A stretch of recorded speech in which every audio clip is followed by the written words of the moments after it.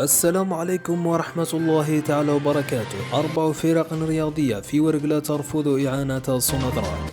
رفضت 4 فرق رياضية صباح يوم الأربعاء بمقر ولاية ورقلة، وهي مستقبل بلدية رويصات وشباب نيثور واتحاد بلدية ورقلة واتحاد ورقلة لكرة اليد، التوقيع على اتفاقية إعانة مالية مقدرة ب500 مليون سنتيم لكل فريق مقدمة من طرف مجمع سوناطراك. فقد وجد الأمين العام لمجمع سوناطراك نفسه في حرج كبير عندما اتفقت الفرق الأربعة الرياضية المذكورة على رفض التوقيع على اتفاقية الإعانة المالية المقدرة إجمالا ب2 مليار سنتيم، وذلك بحجة أن مبلغ 500 مليون الممنوح لكل فريق لا تكفي لتغطية أبسط التكاليف والالتزامات المادية التي تحتاجها الفرق لمواصلة المنافسة. وتمسك الرافضون لاستلام المبلغ بوجوب الرفع من القيمة المالية لأندية ورقلة، لا سيما تلك التي تحقق نتائجا إيجابية في المنافسة الرياضية، منها فريق مستقبل بلدية رويصات الذي يتصدر جدول الترتيب في القسم الثاني هوات.